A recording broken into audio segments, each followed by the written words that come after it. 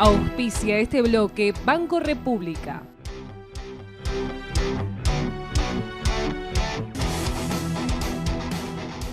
Seguimos en ADN en este espacio de educación financiera con la magíster en economía en finanzas.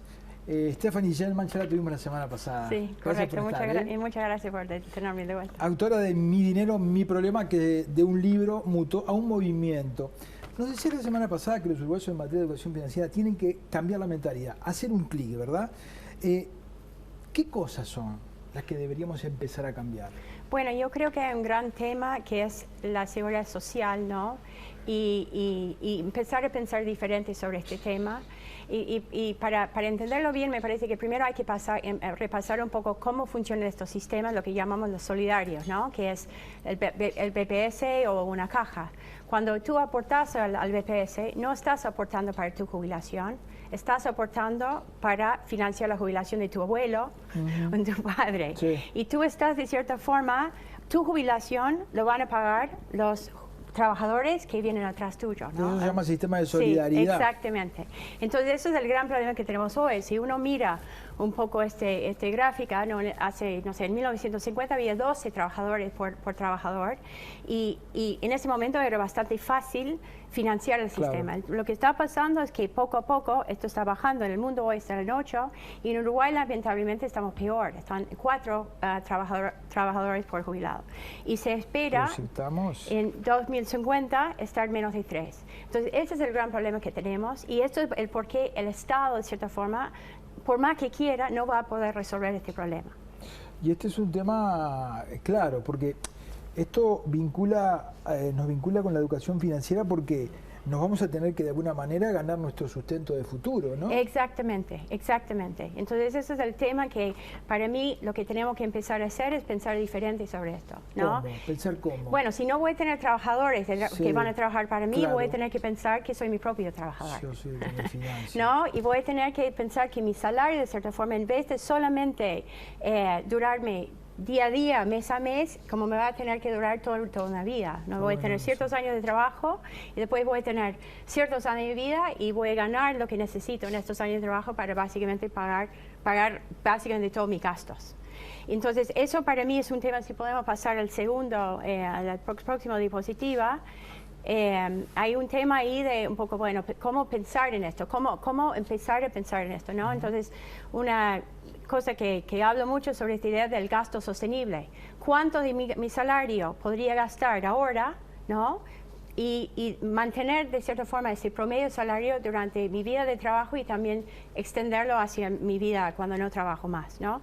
Que poco la idea acá es que si uno lo piensa, básicamente sería, si yo asumo que mis gastos suben por inflación, mis ingresos suben por inflación y mis ahorros, lo que no gasto, también sube por inflación, lo que puedo decir es, bueno, yo podría básicamente gastar un porcentaje que es años de trabajo sobre años de vida, ¿no? De mi salario durante mi vida activa y después tener ese mismo salario financiado por mí en cuando ya no trabaje más. Hay una cosa que digamos que ayuda a esto y es que cada vez los trabajadores se retiran más tarde, ¿verdad? Exactamente. El tema de los años de trabajo es sumamente importante acá. Si pasamos a este ejemplo, por ejemplo, creo que está bueno. Si tú sos, por ejemplo, un joven de 30 años y quieres jubilarte a los 60 años, si usamos esta fórmula que mostramos anteriormente, básicamente vas a tener 30 años de trabajo para financiar 60 años de vida. Entonces, en este caso particular, podrías solamente gastar el 50% de tu salario para mantenerlo, que obviamente va a estar difícil. Muy difícil. Si aumentás, si empezás a decir, bueno, en vez de jubilarte a los 60, me jubilo a los 70, agregás 10 años de trabajo, ¿no? Vamos a pasar al próximo diapositiva. Ahí ya sube ese porcentaje de gasto hoy a 66, pero también, o sea, ese mismo gasto es lo que podés, de cierta forma, mantener cuando ya estás jubilado. Entonces, este tema de año de trabajo es el primer tema que obviamente impacta mucho. Claro, claro. De hecho, hoy, si bien hay una edad tope, la gente se jubila por encima de la edad tope, ¿no? Pero hay que vivir la vida laboral pensando en que un día no vamos a tener ese ingreso y que los ingresos de hoy Exacto. son los que van a financiar nuestra vida, ¿no? Exacto. O sea, no pensar en el día a día, sino en la década de décadas. Entonces, hay una última cosa que obviamente el 66%, igual, o sea, aún si yo trabajo muchos años, igual no es suficiente. Entonces, hay un otro tema que es muy importante en esto, es no solamente que yo trabaje más, sino que, de cierta forma, buscar que mis ahorros trabajen más, ¿no? Ajá. Entonces, la idea, si yo logro no solamente trabajar más años, sino también invertir mis ahorros y genero una tasa por encima de la inflación, empiezo a ver cómo es que aumento de cierta forma el gasto que yo puedo tener ahora y en el futuro. Claro. Si veo, por ejemplo, el chico que se jubilaba a los 60, ya llegando a 3,5 por encima de la inflación, como una tasa promedio a lo largo de su vida de trabajo, ya vemos que básicamente ganó los 10 años de trabajo, ¿no? Es el mismo porcentaje ahí que tuvimos al principio, Claro. ¿no? Y si a su vez también trabaja más, ya estamos en un nivel de gasto que es más, o sea, factible, ¿no? Ese 84%, porque podríamos tener, digo, tanto en nuestros años de trabajo como en los años de... ¿Cómo resumirías todo esto, un concepto? Bueno, hay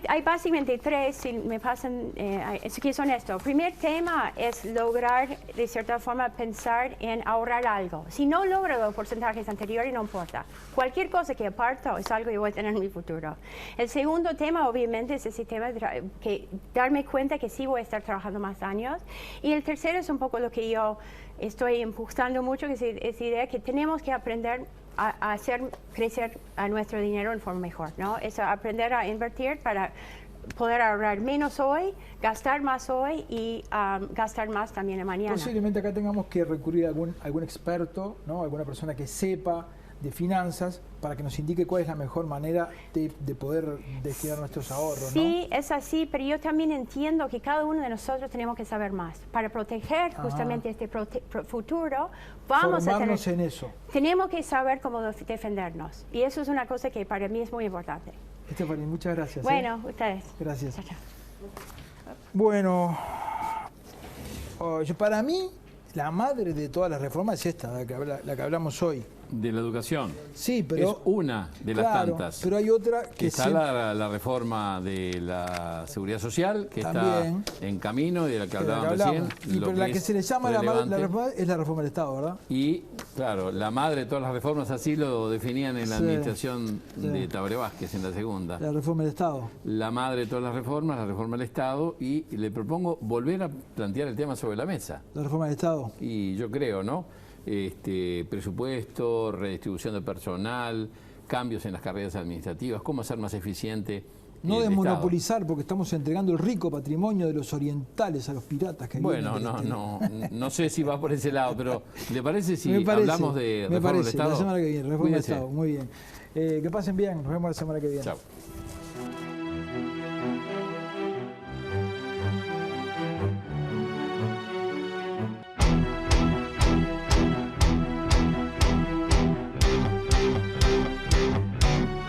Presentó este programa Banco República, CUTSA, Fábricas Nacionales de Cerveza, Interamericana de Cómputos.